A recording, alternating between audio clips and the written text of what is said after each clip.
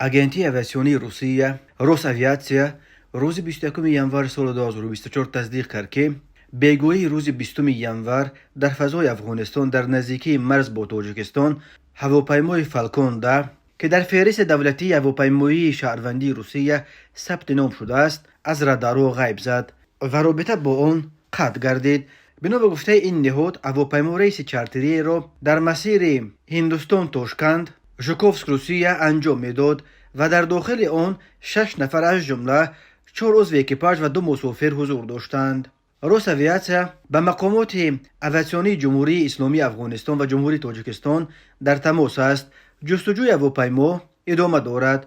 آمده است در خبر. بنا به معلومات روس‌آویاتسیا، این هواپیمای فالکون 10 از جانب شرکت فرانسوی سال 1978 ساخته شده به شرکت اتلتیک گروپ و 1 نفر تعلق داشت. رئیس این اتلتیک گروپ اکاترینا آگاپووا روز 21 به نیوز رو گفت که آنها هنوز درباره این حادثه معلومات کافی در دست ندارند. قبلا گفته میشد که هواپیما از گای هندوستان توسط تاشکند ازبکستان به فرودگاه ژوکوفسک در کنار مسکو پرواز انجام میداد. بعدا معلوم شد که هواپیما در فرودگاه اوتاپو واقع در فاصله 40 کیلومتری از آسایشگاه مشهور پتایا تایلند به پرواز خسته توسط گایا و تاشکند به مسکو را سپرده شده است. همچنین معلوم شد که هواپیما را یک صاحبکار روس برای از پتایا به روسیه انتقال دادن همسر در اینجا بیمار شدهش فرمایش داده است. زن و شوهر را در این پرواز اعضای اکیپاژ و طبیبان همراهی می‌کردند. خبرگزاری افغانی اموچ نیوز خبر داد که هواپیما در شمال و شرق افغانستان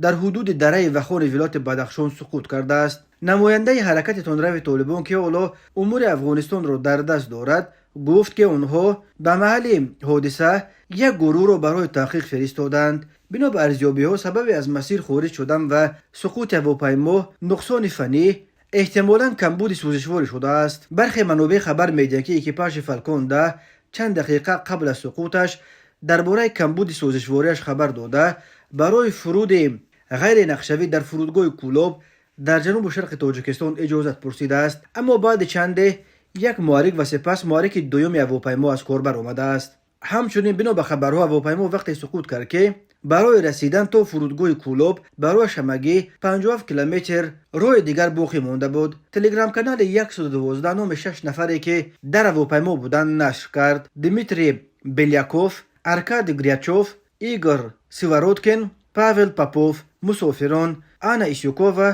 آناتولی ایسیوکوف از نامهایشان برمیآید که به احتمال غالب همه آنها از روسیه اند. تلگرام کانال 112 همچنین خبر داد که ویتالی پسر ایسیوکوف نیز همراهشان در تایلند بود، ولی در هواپیمای خرد برایش جای نشد و او را سوار نکردند. تلگرام کانال باز خبر داد که مسافران هواپیما عائله صاحبکار شناخته از شهر ولگادونسک ولایت رستوف بودند. آناتولی ایسیوکوف در ولگادونسک مالک چندین بازار و فروشگاه‌ها از جمله فروشگاه ماشینکا، اتلانت و اوانگارد و با یک سلسله بناهای تجارتی دیگر بود. بنا به اطلاع این کانال، خانواده ایسیوکوف ها همراه پسرشان ویتالی روز 15 دکبر برای استراحت به تایلند رفته بودند. در آنجا احوال آنا ایسیوکوف بد شده است و او را روز 17 دکبر در بیمارستان پتایا بستری کردند. طبیبان محلی گفتند که او را اینفکسیا از پای افتاده است. آنا ایسیوکوف را به دستگاه نفسکشی صنعی پیوست کردند. بعد 1 ماه شوهرش برای به روسیه انتقال دادن او هواپیمای مخصوص کرو کرده است، اما در هواپیما برای پسر آنها جای نشده است و ویتالی مجبور شده است که با پرواز معمولی به روسیه برگردد. اموچ نیوز عکسی را از محل سقوط هواپیما نشر کرد. بعدا در اینترنت ویدیوی کوتاهی نیز نشر شد که گفته می شود آن هم از محل سقوط این هواپیمای روسی است. در ویدیو دیده می شود که هواپیما در یک منطقه برفپوش کوهستان به زمین افتاده است.